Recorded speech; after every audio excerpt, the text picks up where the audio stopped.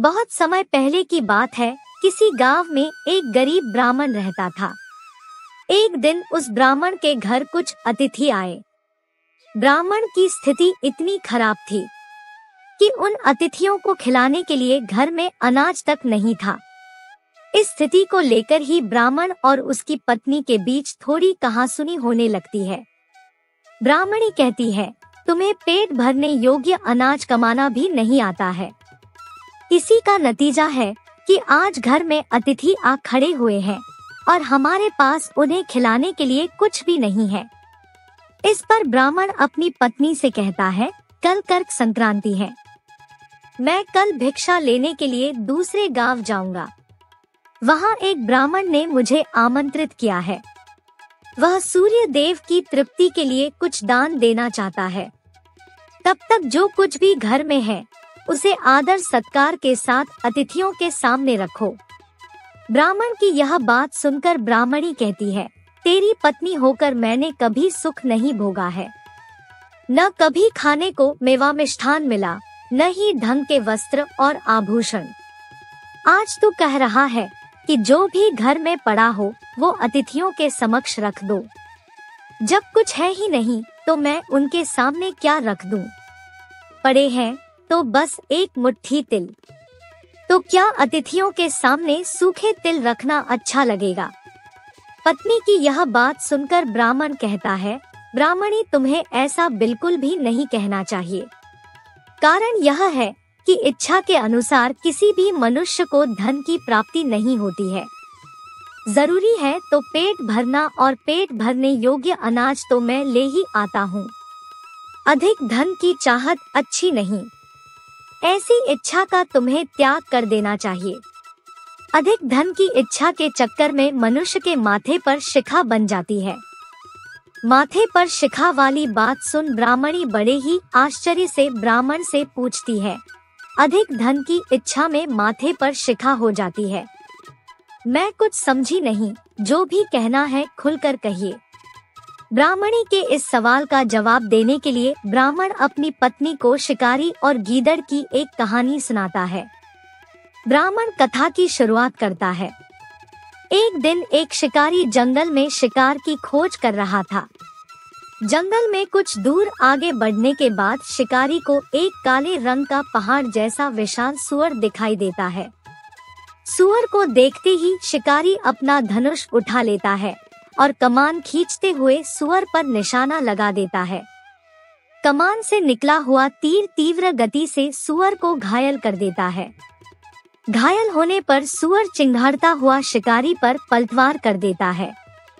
सूअर के तीखे दांतों से शिकारी का पेट फट जाता है। इस तरह शिकार और शिकारी दोनों का ही अंत हो जाता है। इसी बीच खाने की तलाश में भगता हुआ एक भूखा गीदड़ वहां से होकर गुजरता है जहां शिकारी और सूअर का शव पड़ा हुआ था। बिना मेहनत इतना सारा भोजन देख गीदड़ मन ही मन बहुत खुश होता है और मन ही मन सोचता है कि आज तो ईश्वर की बड़ी कृपा हुआ जो इतना अच्छा और अधिक भोजन एक साथ मुझे मिला है। मैं इसे धीरे धीरे और आराम से खाऊंगा ताकि लंबे समय तक मैं इसे उपयोग में लाऊंगा। इस तरह मैं इस भोजन के साथ लंबे समय तक अपनी भूख को शांत रख पाऊंगा। इन सभी बातों पर विचार करते हुए गीदड़ सबसे पहले छोटी छोटी चीजों को खाना शुरू करता है। तभी उसे शिकारी के मृत शरीर के पास धनुष पड़ा दिखता है। गीदड़ के मन में पहले उसे ही खाने का विचार आता है और वह धनुष पर चढ़ी डोर को चबाने लगता है।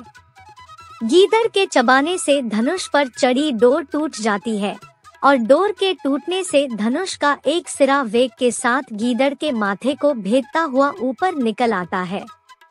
गीदड़ के माथे को भेद कर धनुष का जो सिरा गीदड़ के सिर पर निकल आता है वह ऐसा प्रतीत होता है मानो गीदड़ के माथे पर शिखा निकल आई हो। घायल होने के कारण कुछ देर बाद गीदड़ की भी मौत हो जाती है।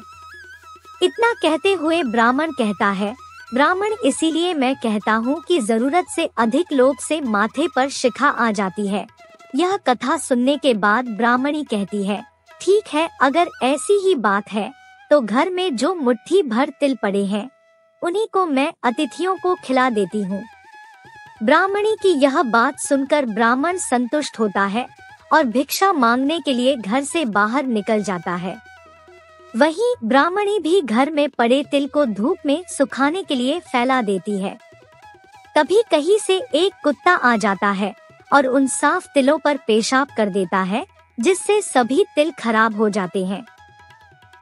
तिल के खराब हो जाने पर ब्राह्मणी काफी परेशान हो जाती है और सोचती है यही तो तिल थे जिन्हें पकाकर मैं अतिथियों को खिला सकती थी। अब मैं क्या करूं? काफी देर सोचने के बाद ब्राह्मणी को एक तरीका सूझा। उसने सोचा कि अगर वह गंदे तिलों के बदले साफ तिल देने की बात कहेगी तो कोई भी आसानी से मान जाएगा।